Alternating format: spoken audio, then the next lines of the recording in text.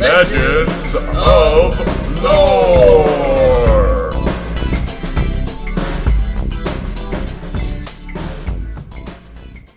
Welcome, everyone. Welcome back to the Legends of Lore broadcast. I'm Joe Manuola. I'm Shirley Singleton. And we are the Legends of Lore. So, we are on Season 3 of Picard, Episode 9, Vox. Yeah. A lot of Latin in this episode. Yes, there was a lot of Latin. Very Latin-heavy episode. Probably the writers went to Harvard and, majored in Latin. Yes, I felt very Latinized. All right. So we begin our episode with a very dramatic turn of events. We have Troy and Jack having their meeting of the minds. Yeah, they're in the hallway with the vines and the red door. Right, and I thought it was interesting. Had there ever been an instance before where we actually saw Troy able to travel into someone's mind like that? No, but she's like advanced Troy now. Right, yeah, you're right. She's had 35 years to work on her craft. And I always thought it was pretty interesting with Star Trek being such a heavily grounded in fictional realism, where they still have room for telepathy and psychic phenomenon and start. Yeah. Going back to the original series with Spock and everything. Right, yeah. In the original series, they did have a lot of telepathy and stuff and mind control and stuff like that. Right, quasi-supernatural stuff, though science explainable. Yes. We see the Crimson Arboretum. Yes. Which is quite a mouthful. And we finally get to the big reveal after much stalling, where Troy opens the door only to, instead of us seeing what's on the other side of the door, Troy runs away. Yeah. Jack's not too happy, freaks out, but after just a little bit more stalling and a little bit more drawing it out, we finally see what she saw behind that door. Yeah, the big reveal of the season. The big bads. Yes. The Borg are back. The Borg are back. What was your thoughts on the fact they used, there's a lot of red herrings to make it seem more supernatural than technological, I guess. I don't know. I mean, I thought that there were a lot of hints that it was the Borg all along. There were, but I mean, like you said, everything was biological, and then there was the changelings. Right. And that whole Vatican the hand thing, that was just kind of weird. Yeah, especially in the context of now knowing it was the Borg.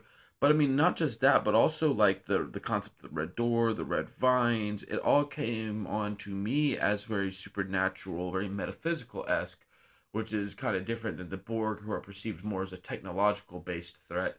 But I mean, good diversion, I guess. It got to the point where even though the Borg were a logical decision, I didn't feel like that's what it was going to be. I mean, the red stuff, it just seemed more organic to me, which is like you said, the Borg had been very technological, but with the whole Locutus thing, I was just, I had a theory that, it's like, well, maybe they didn't get rid of all the nanoprobes and stuff like that, right, yeah. So. And apparently they didn't. Yeah. But it was a step further than that. They actually had him bioengineering sperm. Yeah. It turns out Picard had some Borg super sperm. Yeah, because, she really wanted Locutus, and right. So she wanted Locutus to be fully functional. Yes. In every Borg way. Yeah, and basically made it so that Jack was in WMD. Yeah. Yeah. And we get to see a very emotional scene with Picard, just kind of breaking down about his time as a Borg. Yeah, you can tell he felt really guilty that, he just met Jack and, so far he's just brought him a lot of grief. Right. Brought him along on a crazy ride that he had no idea that he was even a part of. Right. Well, I mean, Jack, they were being chased to begin with. Right, but he had no idea how to do with the Borg. Right, yeah. And I think that, as far as each episode of the season, more or less having a standout scene where the actor or actors portray just incredibly realistic emotions, I think that maybe, at least for me, that this might be that scene in this episode, because Patrick Stewart really lets it loose, and really you could feel the angst and anger in his voice. Yeah, that's true, and the scene that comes up after that, Ed Speleer does a great job, showing his frustration, as Jack. I mean, because I'd be very frustrated, because he allowed Troy into his mind, and he expected, at least the confidentiality of being told first what happened, as opposed to, oh, I gotta go and I'm out. Yeah. I'd be feeling a little some kind of way myself as well. Absolutely. And Picard mentions a Vulcan Academy that Jack calls an institution that might be able to help him out. Which made me think: is there still a Vulcan? But no, that would be the Kelvin timeline, Right. where Vulcan was destroyed. In the main timeline, there still is a Vulcan. Yeah, in the main timeline, there still is a Vulcan, but Romulus has been destroyed. Right. Okay, good point. Okay, so. So this academy they mentioned, do you think is this something they made up for this scene, or was it something that was like a deep dive into a previous episode or series? I'd never heard of it before, but it's always possible that it could have been out there in like beta canon or something Absolutely. like that, or just something I just didn't remember. Yeah, if you guys do know if this is a deep dive reference that we missed, please leave it in the comments. So, Jack's really, he's not having any of this. Right. He doesn't see it as really his fault, and he's gonna do what it takes to make it right. At least what he thinks it will make it right. And to that end, we see him taking over the guards.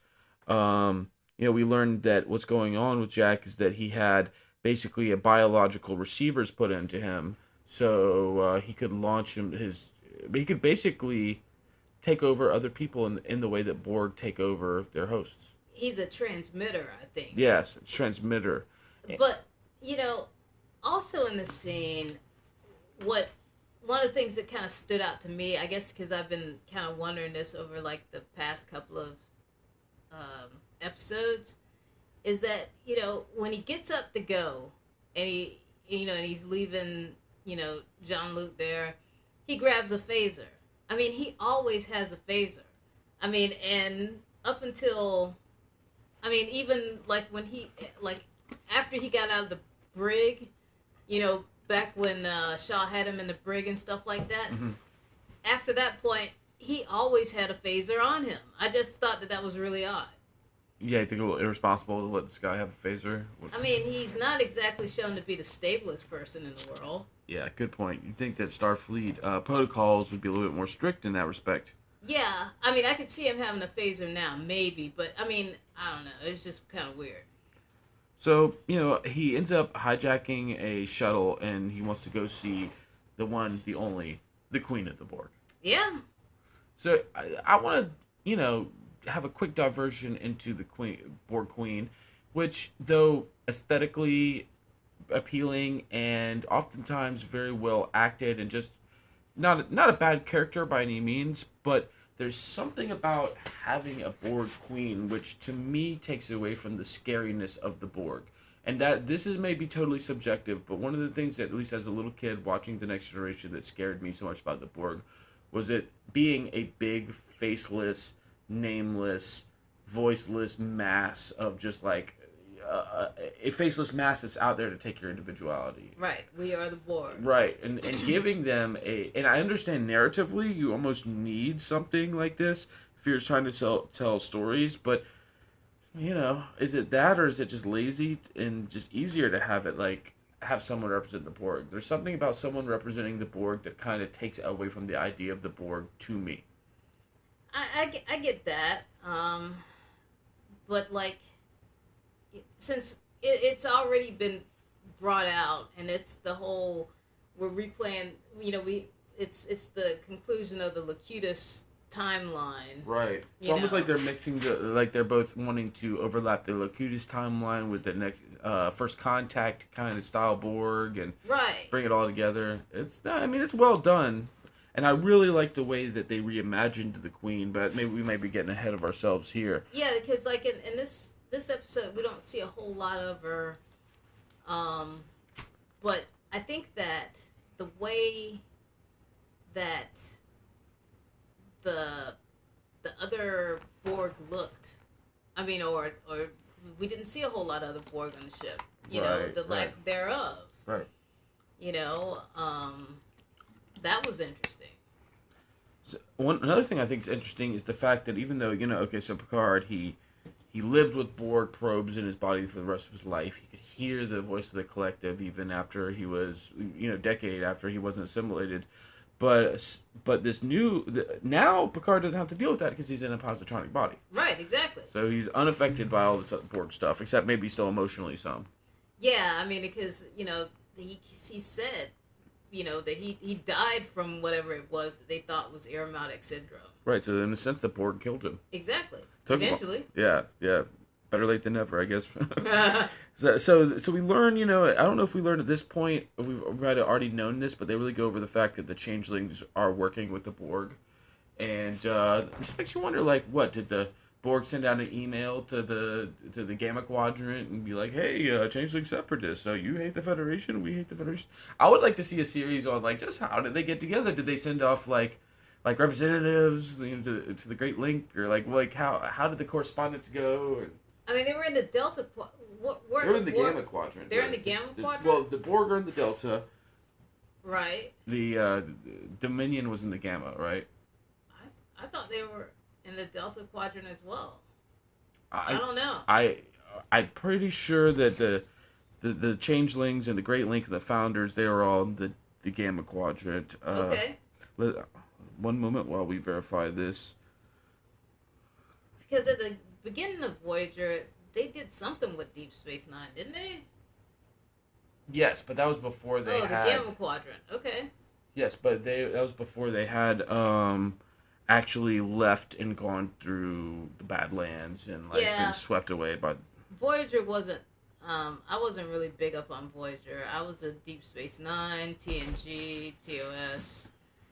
I did some Voyager, but it just, after a while, I just wasn't with it. Yeah, I feel you. I mean, I was primarily Next Generation. Definitely watched a lot of TOS. And I watched a good bit of Deep Space Nine and a lot of Voyager too. I was probably a little bit more into Voyager at the time, a little bit less into Deep Space Nine, but going back, probably Deep Space Nine's probably aged better than Voyager. Yeah. And I'm being a little bit more adult. Like, I feel like Voyager was a little bit more towards younger adults. Deep Space Nine was a little bit more towards older, mid-level adults. And because Voyager going back, Voyager definitely seems almost like a kid's show. I mean, they jumped the shark a lot of times. Oh, yeah. I mean, it's with that salamander episode. Yes, there were some really awful episodes. Yeah. But, I mean, that's true. That's part of Star Trek, I think, tradition is to have bad filler episodes. Yes. But, Voyager definitely had those. But I can remember some crazy shit on Deep Space Nine. Like, remember that crazy game they played and all that? Like, there's some weird filler episodes on Deep Space Nine. Yeah. But I think that, all in all, Deep Space Nine had more, adult tones and stuff. So it's definitely something to be said for that. Yeah, it's darker. It is much darker. It was the one that really, before Deep Space Nine, you didn't really have Star Trek as an action adventure. Right, it wasn't edgy. Yeah, Deep Space Nine made it edgy and it made it action adventure, war stuff. Okay, so we get to see, we cut to Frontier Day. Yes. Where we get to see all the glorious ships in the fleet. Yeah, and Admiral Shelby. Yeah, and the Enterprise F. Yeah. When we get an Enterprise series reference, as Shelby is talking about the first ship to be named Enterprise. The NX-01. Yep, and their intrepid crew featuring Scott Bakula. Right, yeah. Scotty Bax. Yeah. So I thought that was interesting, Yeah, it was good that Enterprise got brought up, because sometimes they feel like, I feel like they're the redheaded stepchild. I couldn't have said it better myself. Yeah. So, we cut to the Borg's base, which looks like it's in the middle of some kind of electrical disturbance, but, It said it was in one of those, what is those, tunnels? Yeah, transwarp conduits. Yeah, transwarp conduit. Conduit. So we see a little bit of that, and we jump back. They're kind of jumping back and forth between Frontier Day and the Borg. But one thing that really stood out to me was a little bit of a Easter egg. I'm sure the really dedicated Next Generation fans will have noticed the USS Pulaski Yes. Which, it's sad that Dr. Pulaski can't be here Yeah. to reprise her role. I believe she passed away. Yeah. I mean, and she was in, actually had she played a part in one of the original series episodes as well. Don't say that. I Yeah, didn't know. she wasn't Pulaski there, but, the actress did. So we get a little bit more, exposition on what's been going on. We get the final move being drawn upon Starfleet. The big ploy, the big scheme that has been alluded to this entire series is finally unleashed upon Starfleet. Yeah, and what I think is kind of, I don't know, maybe it was naivete, on Jack's part, that he thought that he could, like, bust up in there and just, like, be Billy Badass, and... So is that, here's a good question. Do you think that's accurate? Do you think that was lazy or fanciful writing? Or could you see, like, a young 20-year-old actually thinking he could take on the Borg and going in there guns blazing? I mean, I can see a little bit of both. I mean, as a young 20-year-old, you think you can do anything or whatever, but I mean, but, he had just had, Jean-Luc tell him about, like, when they're in your head and all this other stuff, but I guess he's different, and I guess it is, when you're in your 20s, you don't listen to what other people have to tell you. This is true. And you everything. You have to learn for yourself, and I guess he learned for himself.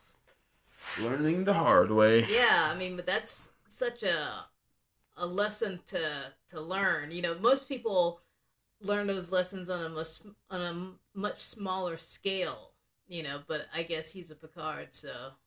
Yes, half measures avail us nothing. Right. Yes. So the Borg and their changeling cohorts unleash their nefarious plan on Starfleet. They commandeer the whole fleet, Borg style, and use it as use it synchronistically, like a tool. Synchronistically, right. I don't think that's a word. They get everything to work as one. Right. Yeah, they networked together, and Shelby was saying all this stuff, and she was all, and I'm like, are they going to turn into Voltron? That would have been cool if they would have made, like, one giant starship. Yes. They missed a huge opportunity here. Huge opportunity. So we learned that the transporters have been assimilating Starfleet this entire time, putting new layers of DNA into them and allowing them to become receivers to the Borg signal, without any actual tech or any kind of, mechanical tech. It's a biotech kind of approach to everything, which is an interesting evolution of the Borg's whole shtick. Yeah. And we see Shelby get phased. Yeah, she gets phased like twice. But, we didn't see a body, so... You never know. Yeah. She could be the new Borg queen. That's right. So, we cut to some of the last survivors. By the way, we learned that, very conveniently, this thing that the Borg is doing only affects younger people. Right, because the frontal cortex only stops developing after age 25. Right, so apparently that makes a difference. So we have Picard, we have Riker, we have Shaw, we have Worf, more of the inner circle. They're traveling. Raffi. They're trying to get, to safety. They're in the turbo lift. They feel... no. Sorry, go ahead. They try to get to the maintenance. They feel like the maintenance hatch is going to be where they can be safest.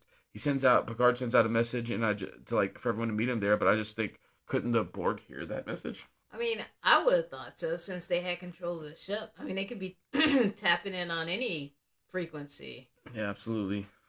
And, they end up getting into a gunfight with some of the assimilated crew members, and we see Shaw stand tall and stand firm and lay down some cover for everyone and get taken out in the process. Yeah, that was really sad. I mean, because, the whole Shaw arc this season, you start out like hating him, and then you kind of like him, and then it's like, oh, he's dead. Right.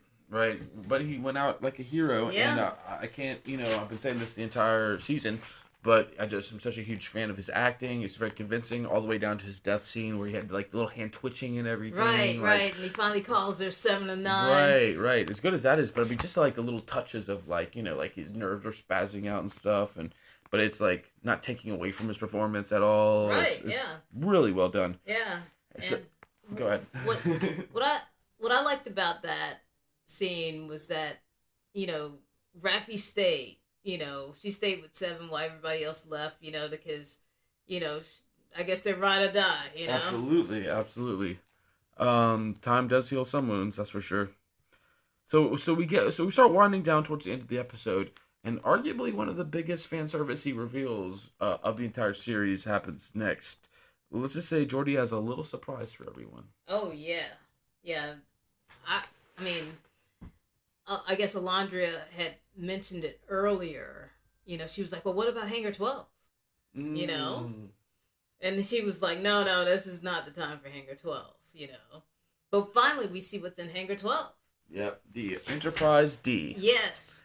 The ship of our childhood. Yeah. So how'd that make you feel? It made me feel all kinds of ways. There's obviously the nostalgia, but it was, and gladness to see it. It was also a little bit of like weirdness in that it was never in my mind the most realistic by modern standards design. Okay. So seeing the brand new CG resources being applied to what was an 80s model was weird. I don't know if it wasn't exactly Uncanny Valley, and like now that I think about it, like it did work, but it was weird just seeing it in CG and like because high definition. Yeah, the high definition. Because it was like by the time technology had kind of moved on in the 90s, they switched from the D to the E because and the E was much more sleek and elegant and futuristic to me. Uh-huh. Where like the D had more of that 80s cassette futurism vibe.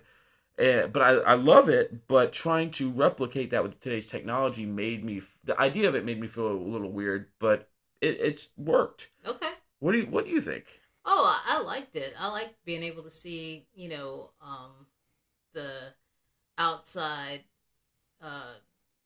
ship porn. Yes. it was nice, and the interior was fun to see too. I just love that style. Yes. Like there's something about it that's it is dated in one way but timeless in another. Yeah. There's definitely like and the carpet. The carpet, yeah. But Worf preferred the weapons on the E. Yes, he did. Which I thought was a nice touch. Worf, being a practical, tactical kind of minded person, is just like he's all about the numbers. This one doesn't have enough torpedo arrays, phaser arrays. So I thought that was a nice touch. So Geordi and the merry band we take off, going to battle the bad guys and save the day. But it makes me think like. This is a ship that carried well over 1,000 people. Basically a small city. It must have taken hundreds and hundreds of people to operate, at least dozens to operate the engineering portion alone. They were just monitoring, just in case something went bad. Right. I guess Jody must have installed some automation or something, because now like 6 or 7 people are gonna automate a thing that carries 1,000 people. It's almost like if 6 or 7 people were like on an aircraft carrier.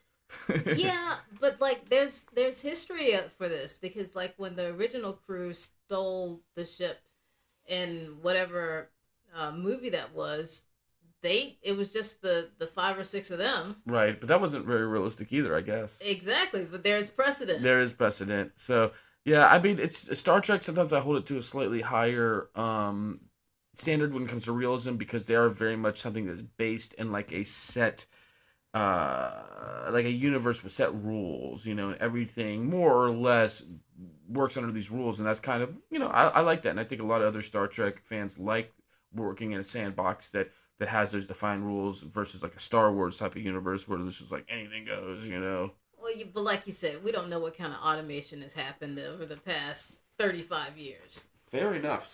So this was the penultimate episode. Yeah. The almost final episode. Next week we get our final epic finale. Woohoo! So what'd you think about this episode? I like the episode. I guess it was all, it's all led up to this, to Jack going to the cube, about to get assimilated. Yeah, I thought it was good. Yeah, it was good. It definitely felt like a shift from the previous episodes. Like somewhat number the one before this, a little bit so. Definitely on this one, I feel like it's almost like with all these original characters together, it almost feels like a different series than the first couple episodes. Yeah. I like it though, and it is a little fan servicey. I'm not complaining, but that sometimes takes me out of it a little bit. Like I've told you guys before, I'm a purist. I can't help it. I'm also like a purist in terms of like I like being fully engrossed in my stories, and whenever something's too fan servicey, it kind of reminds me, hey, you're watching a Right. show. Kind of takes you out of it. Yeah, it does, and that happened to me a little bit this time. But I was tickled and delighted at the fan service they did give me. So it's a double edged sword. Yeah, most definitely. All right, so you ready for the big finale next I week? am. I'm excited. I can't wait to see what happens. All right, we'll be covering it here, on Legends Of Lore. Lore. All right, guys, until next time. Until next time, peace.